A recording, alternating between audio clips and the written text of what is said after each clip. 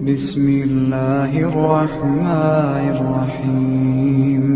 حضرت عمر جن کو تخت حکومت پہ بیٹھتے تھے اور ان کا تخت کو سونے زبرجد کا نہیں تھا، مسجد نبوی کی چٹائی تھی، اور سارا دن وہاں بیٹھ کے لوگوں کی باتیں سنتے، اور جب رات کے اندھیرے گہرے ہوتے عمر بھیس بدل کے مدینے کی گلیوں کا گشت کرتے۔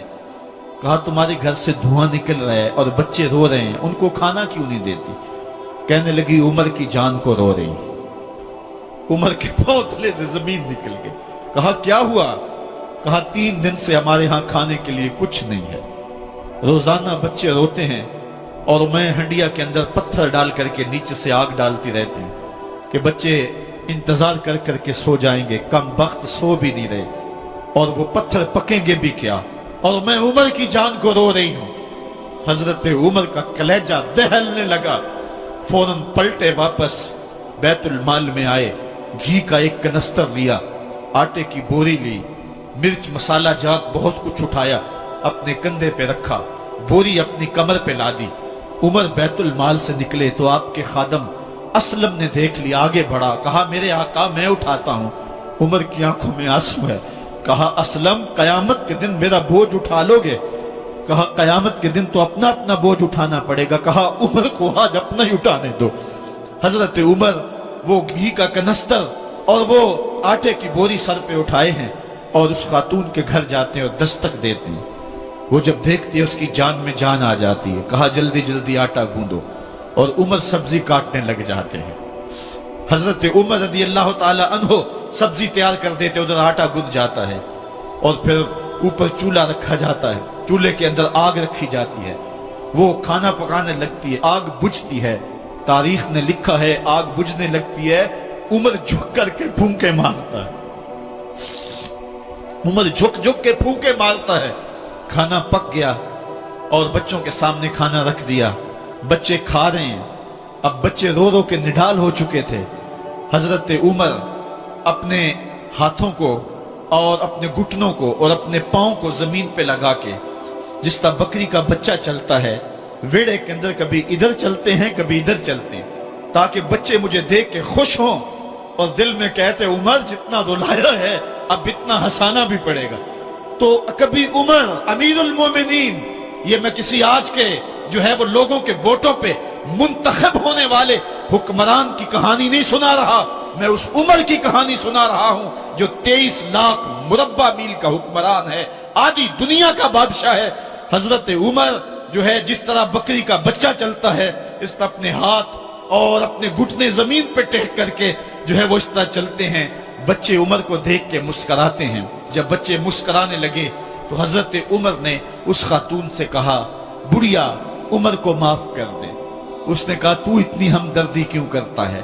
کہا عمر بیچارہ بڑا پھنسا ہوا ہے، فکر ہے اس کو یرموک و فسطاط و حلوان کی، جب فتح ہے مصر تو تیاری ہے ایران کی، آتے جاتے وفد سے ملاقات بھی کرتا ہوگا اور شب کو معلوم حالات بھی کرتا ہوگا، کانٹوں میں الجھی ہوئی بیچارے کی جان ہے، نیند اس کو بھی آتی ہے، آخر وہ انسان ہے، میری بہن عمر کو معاف کر دے۔ اس نے کہا نانا عمر کی بات میرے سامنے نہ کر، قیامت کا دن ہوگا، عمر کا گریبان ہوگا اور میرا ہاتھ ہوگا۔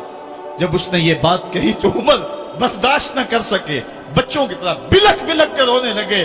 کہا وہ بد نصیب عمر تیرے سامنے ہے، آج ہی کہلا جو کہنا ہے، قیامت کے دن مجھے معاف رکھنا۔ اس نے کہا تو عمر ہے؟ کہا بد نصیب عمر تیرے سامنے کھڑا ہوں۔ میرے عمر کہتے ہیں اگر دجلہ کے کنارے ایک بکری کا بچہ بھی پیاسا مر گیا، اس کا حساب بھی عمر سے لیا جائے گا۔ حضرت عمر نکلے یروشلم میں، ایک اونٹ ہے ایک غلام ہے، کبھی وہ سوار ہوتا ہے کبھی آپ باری مقرر کی ہے۔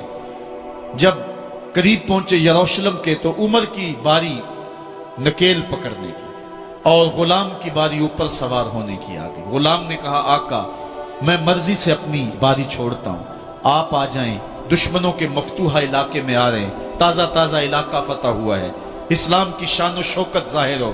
عمر نے کہا اسلام کی شان و شوکت ایسے ظاہر نہیں ہوتی ہے، اپنی باری پہ تم بیٹھو گے، اپنی باری پہ میں بیٹھوں گا۔ لوگ منتظر کھڑے ہیں، دور سے جب دیکھا کہا اس کی ہیبت سے کانپتے تھے ہم، یہ تو کوئی حبشی لگتا ہے، رنگ کالا ہے، ہونٹ موٹے ہیں، اس سے تو زیادہ حسین اس کا غلام ہے جو آگے آگے چل رہا ہے۔ حضرت ابو عبیدہ نے کہا دھوکہ کھا رہے ہو، ہمارا آقا وہ نہیں ہے جو اونٹنی کے اوپر سوار ہے، ہمارا آقا وہ ہے جو لگام تھامے آگے آگے چل رہا ہے۔ حضرت عمر رضی اللہ تعالیٰ عنہ کو آگے بڑھ کے جابیہ کے مقام پہ حضرت ابو عبیدہ بن جراح نے استقبال کیا، تو حضرت عمر آگے بڑھے اور انہوں نے آگے بڑھ کر کے حضرت ابو عبیدہ کے دونوں کندھوں پہ ہاتھ رکھا، اور سنو حضرت عمر نے کیا کہا لا الہ الا اللہ انا کنا اذل قوم فاعزنا اللہ بالاسلام۔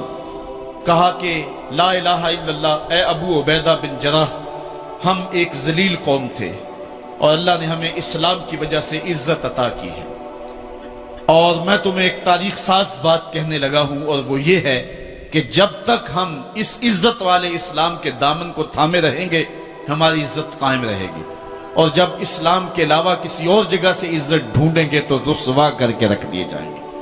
یہ ہے وہ خلاصہ جو حضرت عمر نے امتوں کے عروج و زوال کا بیان کیا ہے۔ اس امت کو جو خیرات ملی ہے تخت و تاج کی، وہ پینٹاگون سے نہیں ملی، وہ واشنگٹن سے نہیں ملی، وہ وائٹ ہاؤس سے نہیں ملی، وہ محمد عربی کے جوڑوں کا صدقہ ملی ہے۔ اس لیے جب ہم نے اسلام سے انحراف کیا، پاکستان حاصل کیا گیا تھا۔ پاکستان کا مطلب کیا؟ لا الہ الا اللہ۔ ہم نے اس نعرے کو چھوڑ دیا ہوا ہے، ہم نے انحراف کر دیا ہے۔ آج ہماری نظریں مغرب کی طرف لگی ہے کہ تخت و تاج اس سے نصیب ہوتے ہیں، اور دنیا کے اوپر ہم رسوا ہو کے رہ گئے۔ ہماری پستی، ہماری زبوحالی، ہماری ذلت کا سبب یہ ہے کہ جس جگہ سے ہمیں عزت ملی تھی ہم نے وہ مرکز ہی چھوڑ دیا ہے۔ اس مرکز حیات کو، اس مرکز زندگی کو، اس مرکز عزت کو ہم نے چھوڑ دیا ہے، اور دنیا کے اوپر ہم رسوا ہو رہے ہیں۔ انہی حضرت عمر کی کہانی ہے۔ وادی تہامہ سے گزر رہے تھے کہ بچوں کی طرح بلک بلک کے رونے لگے۔ کہا عمر جوان آدمی ہو اور بچوں کی طرح بلک کے رو رہے ہو؟ کہا تم نہیں جانتے، مجھے بچپن کی کہانی یاد آ گئی۔ کہا کیا کہانی ہے؟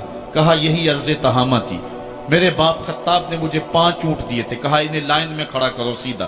میں آگے والا سیدھا کرتا تھا، پیچھے والا ٹیڑھا ہو جاتا، پیچھے والا سیدھا کرتا، آگے والا ٹیڑھا ہو جاتا۔ میرے باپ خطاب نے مجھے بڑا مارا۔ کہا ایک عرب کے بیٹے ہو کہ تم سے 5 اونٹ لائن میں کھڑے نہیں ہوتے؟ کہا ایک زمانہ عمر پہ وہ تھا کہ اس سے 5 اونٹ لائن میں کھڑے نہیں ہوتے تھے، اور آج شرق سے لے کر غرب تک 23 لاکھ مربع میل کی حکمرانی اور انسان بھی لائن میں کھڑے ہیں۔ یہ محمد عربی کے جوڑوں کا صدقہ نہیں ہے تو اور کیا ہے؟ عمر سے تو 5 اونٹ لائن میں کھڑے نہیں ہوتے تھے۔ تو یہ عزتیں، یہ تخت و تاج، یہ حکومتیں ہمیں